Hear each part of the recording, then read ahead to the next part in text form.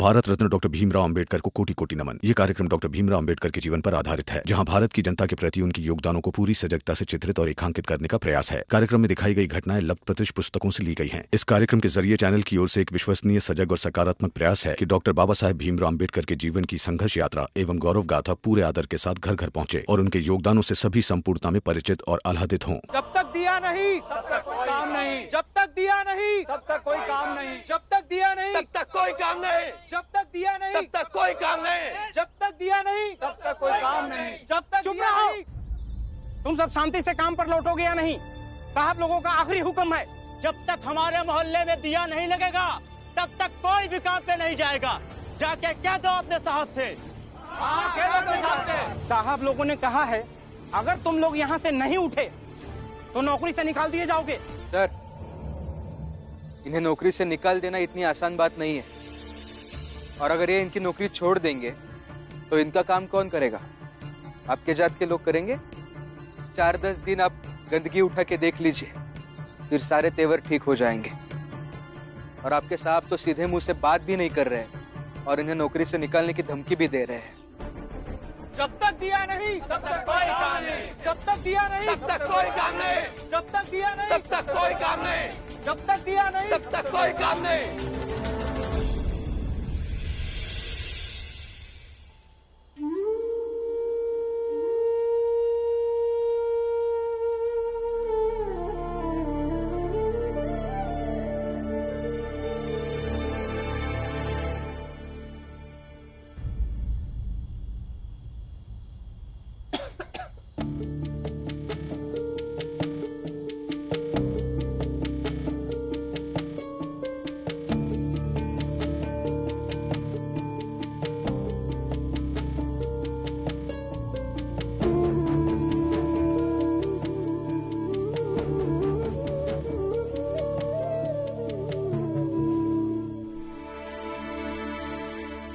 क्या हुआ दीदी?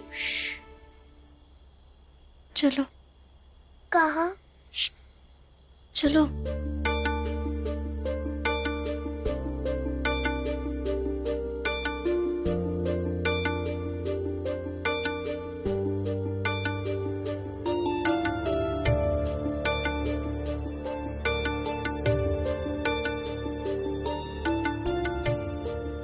जब तक दिया नहीं तब तक कोई काम नहीं, जब तक दिया नहीं तब तक कोई काम नहीं, जब तक दिया नहीं तब तक कोई काम नहीं, जब तक दिया नहीं तब तक कोई काम नहीं, जब तक दिया नहीं तब तक कोई काम नहीं।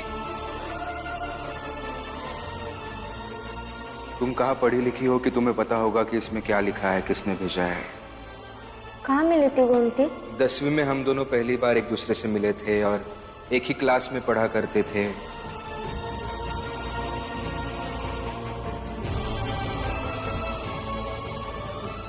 जब आपके जीवन में वही घूमती है तो मेरा क्या काम? मैं कहीं भी रह लूंगी, बस आपके साथ नहीं रहना है।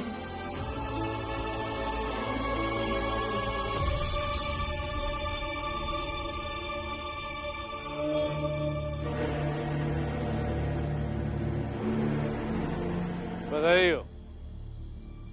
ये तो उसकी जिंदगी से गई, ये तुम्हारी जीत है नरोत्तम, उस भीम की हार। काका, ये तो बस छोटी सी जीत है, मसला अभी हल नहीं हुआ। गोमती का खेल तो अब शुरू हुआ है, खेल बहुत लंबा जाएगा। सुबह होने का इंतजार कीजिए, एक बार इस रमा को भीमराव की जिंदगी से जाने दीजिए, फिर देखिए।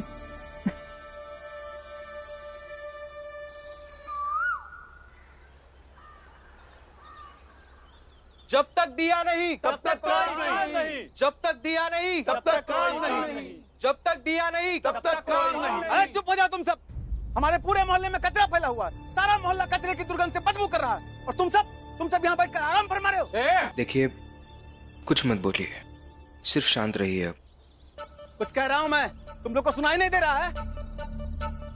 सबके सब बहरे हो गए हो क्या? चलो उठो, उठ के मोहल्ला साफ करो, नहीं तो चप्पल निकाल के सबको 4-4 चप्पल मारेंगे, सबका मुंह लाल कर देंगे। चलो उठो। देख क्या रहे हो? चलो चलो सफाई करो। उठो।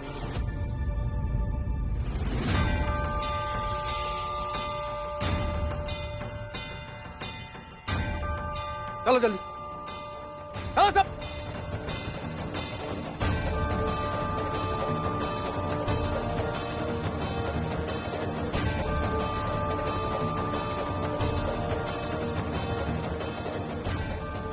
ये क्या है? आप एक मारोगे तो हम 10 मारेंगे। मार के तो देखिए, हड्डी पसली एक कर देंगे। हाँ। रुकिए, नीचे रखिए चप्पल।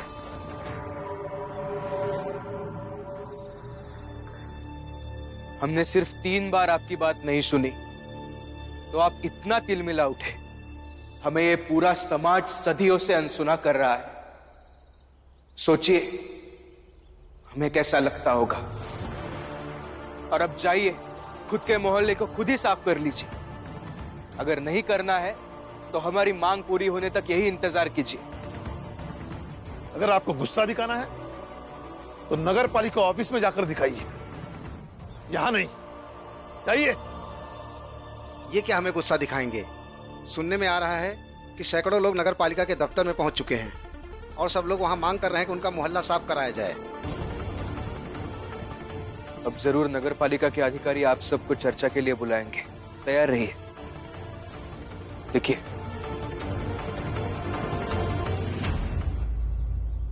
सुनो, तुम सबको साहब ने बात करने के लिए बुलाया है, अभी के अभी। चलो चलो भाइयों, चलते हैं क्या इनके साथ?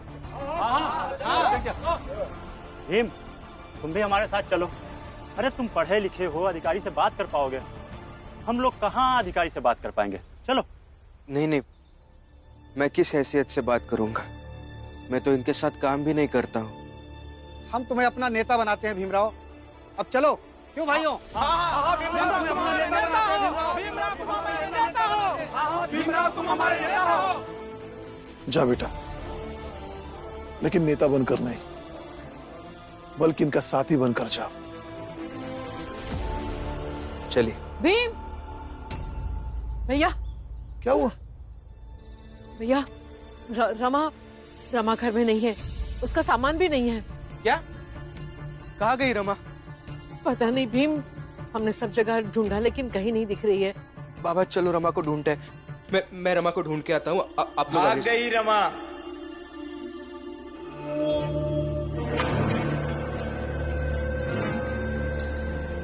नेता सही नहीं है तुम्हारा।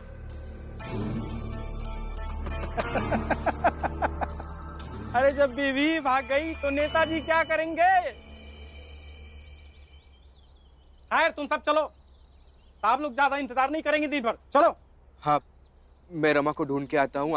आप आगे चले जाइए। उनसे बात तो करनी है ना, सिर्फ आप वो कर सकते हैं। हम बाबा चलिए। बुआ नहीं बेटा, रमा को ढूंढने में चाहता हूँ। लेकिन तुम इनके साथ जाओ। इनका साथ निभाने का वादा किया है ना, तो मुकर नहीं सकते, देर नहीं कर सकते हो। परिस्थिति चाहे जो भी हो, रमा को ढूंढना ये हमारी अभी की जरूरत है, लेकिन इनका साथ देना ये तुम्हारा फर्ज है। और जरूरत पर फर्ज हमेशा भारी पड़ता है। और मेरी ये बात हमेशा याद रखना। व्यक्तिगत क्षति के कारण नायक युद्धभूमि नहीं छोड़ता है। तनी उन लोगों को देखो, वो लोग किसके सहारे ये जंग लड़ने के लिए आई थी? तुम्हारे। और तुम ही उन्हें घायल और अकेला छोड़ के जा रहे हो। जा बेटा, इनके साथ जा। चलो मेरा।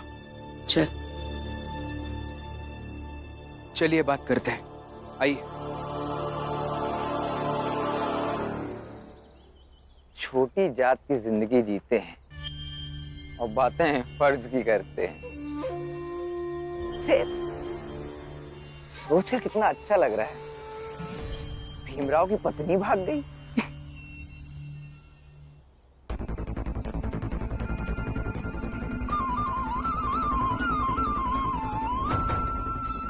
तो मैं भूल ही गया कि तुम पढ़ी लिखी नहीं हो। अच्छा छोड़ो, जो पूछना है वो पूछ लो, मैं बता दूंगा। कुछ नहीं जानना मुझे। गोमती मुझसे मिलने वाली है, तुम भी चलोगे उससे मिलने? मैं क्यों आऊँ? कौन है वो मेरी? आप जाइए, शौक से जाइए। मैं उस गोमती से मिलने गया इसलिए इतने नाराज हो ना? उस गोमती के बारे में तो बात ही नहीं करनी है। रमा, तुम्हें गलतफहमी हो गई है। मैं जल्दी ही तुम्हें ढूंढकर तुम्हारी गलतफहमी दूर कर दूंगा।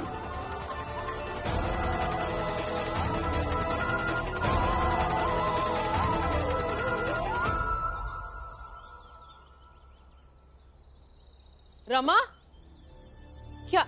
क्या हुआ? रमा आई नहीं?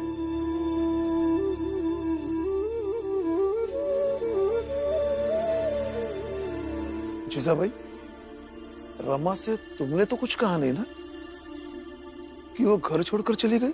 मैं भला क्यों कहने लगी उसे कुछ? और ऐसा तो कुछ नहीं कहा कि वो घर छोड़कर चली जाए और हमारी इतनी बेइज्जती हो। और इतने सालों से कुछ ना कुछ हमेशा कहा है मैंने उसे, तब तो नहीं गई घर छोड़कर। तो फिर अचानक ऐसा क्या हुआ कि रमा घर छोड़कर चली गई? आपको मेरे पति कैसे लगते हैं? हाँ, 3 दिन पहले पूछा था रमा ने। वो ऐसे है क्या कि मेरे सिवाय किसी और लड़की से संबंध हो?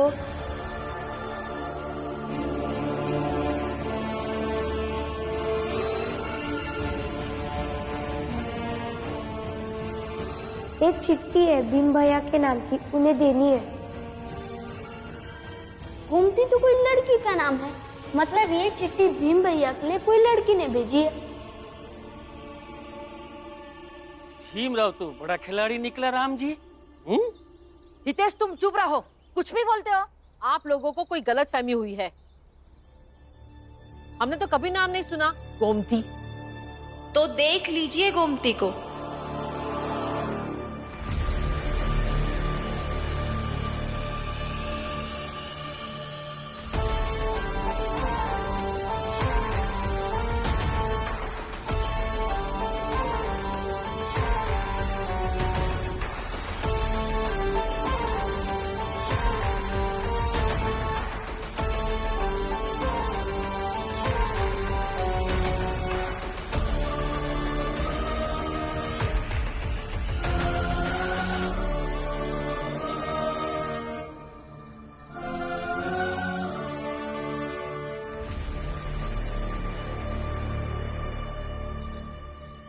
आप सब ऐसे क्या देख रहे हैं?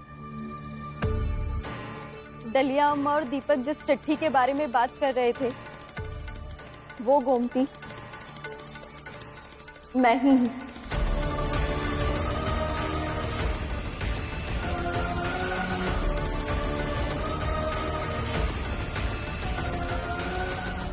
ऐसे कैसे? तुम कुछ भी बोलोगे और हम मान लेंगे?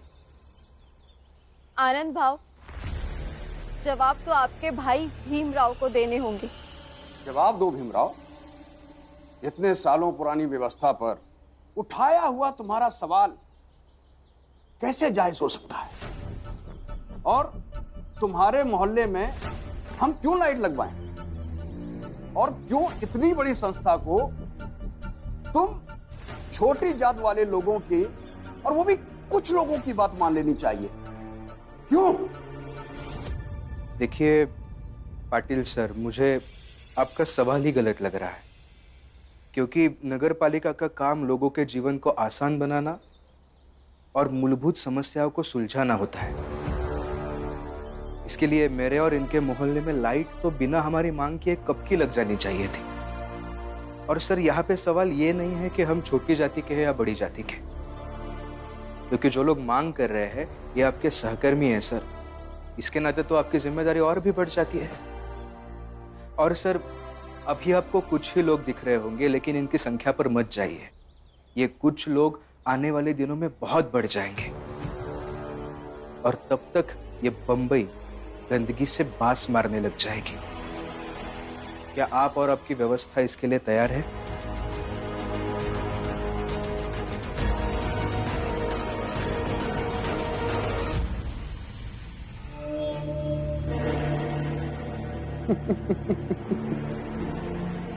जिसकी बीवी भाग गई हो, उससे बड़ा गैर जिम्मेदार इंसान कौन हो सकता है? और खुद एक गैर जिम्मेदार इंसान जिम्मेदारी की बातें कर रहा है। भाई वाह! साहब, ये इसके घर का मामला है, इसे बीच में क्यों ला रहे हैं? क्यों? बात करने आया है, ज्ञान दे रहा है मुझे, तो कुछ मुझे भी तो उसे सत्य समझाना चाहिए।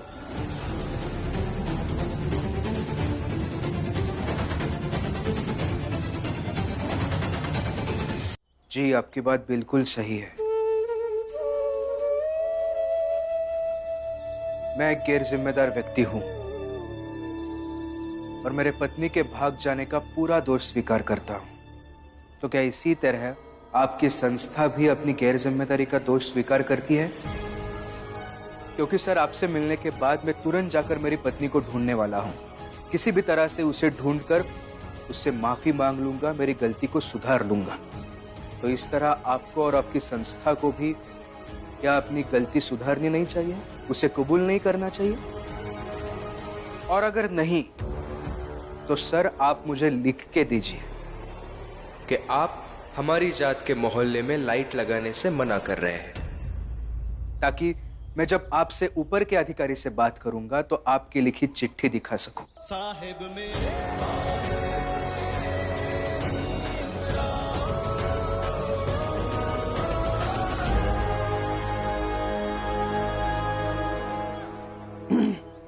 ये बात कहीं अंग्रेज अफसरों तक पहुंची तो इंक्वायरी बैठ जाएगी। एक काम करो, इन लोगों के मोहल्ले में लाइट लगवाने की प्रक्रिया शुरू करो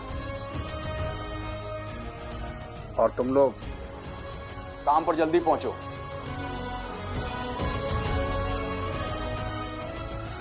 धन्यवाद सर।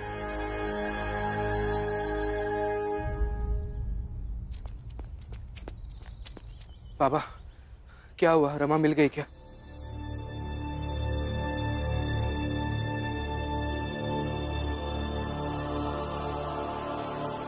क्या हुआ?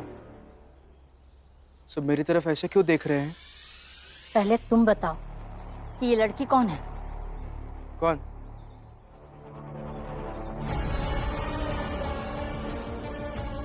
आपका नाम भीमराव है? जी। मैं यही पड़ोस में रहती हूँ। आप वही है ना जो बगीचे में मिली थी? यहाँ कैसे मिले थे? ये क्या कह रहे हैं आप? हम तो साथ साथ पढ़े हैं ना, और ना जाने आप मुझसे कितनी ही बार मिले। क्या? आपने मुझसे प्रेम किया, वादा किया कि आप मुझसे शादी करेंगे क्योंकि आपकी पत्नी अनपढ़ और गंवार है। क्या बोल रही है आप? कुछ भी झूठ बोले जा रही है आप। ऐसा मत कीजिए बाबा, मैं नहीं जानता हूँ इन्हें। मैं सिर्फ उस दिन बगीचे में मिला था, बाकी इनके बारे में कुछ नहीं जानता हूँ मैं।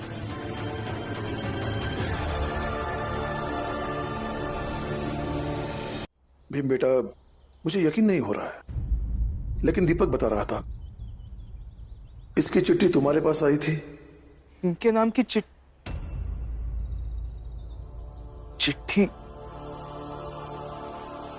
गोमती? बाबा, ऐसी कोई गोमती थी ही नहीं। वो चिट्ठी मैंने भेजी थी रमा को, मैंने खुद लिखकर भेजी थी। लेकिन भीम, तुमने ऐसा किया क्यों? आनंद भैया, आपको याद आ रहा है क्या? उस दिन हम दोनों बात कर रहे थे कि रमा को पढ़ाने का तरीका नहीं मिल रहा है, और अचानक से मुझे कुछ याद आया, तो ये उन तरीकों में से एक ही था। मैंने उसको चिट्ठी भेजी थी आनंद भैया। वो सब तरीका तो ठीक था, लेकिन ये कौन सा तरीका है कि मुझसे विवाह का वादा करके आप मुझे टालते रहे। मैं अपना सामान बांधकर आई बाबा के घर से भाग आई हूँ, और आज से यही रहूंगी। ये क्या जबरदस्ती है? और तुम्हारे पास सबूत क्या है कि तुम सच बोल रही हो? नहीं है सबूत, क्योंकि मैंने इनसे प्यार किया। मैं प्यार का सबूत इकट्ठा नहीं करती रही, क्योंकि विश्वास नाम की भी कोई चीज होती है। और मैंने तो सपने में भी नहीं सोचा था कि आप मेरे साथ ऐसा करेंगे। ए, तू चुप कर। ये क्रिया चरित्र सब जानते हैं हम। चल निकल यहाँ से, हमारा भीम ऐसा नहीं है। चलिए अम्मा, मुझे पता है ये झूठ बोल रही है, लेकिन ऐसा व्यवहार एक स्त्री के साथ उचित नहीं दिखता है। अब छोड़ दीजिए इन्हें। इसको बचाने का मतलब तो ये है कि भीम स्वीकार करता है कि उसका इसके साथ संबंध है। क्या? और मैं तो ये कहता हूं कि भीम के पाप का पता रमा को चल गया था, इसलिए वो यहां से चली गई।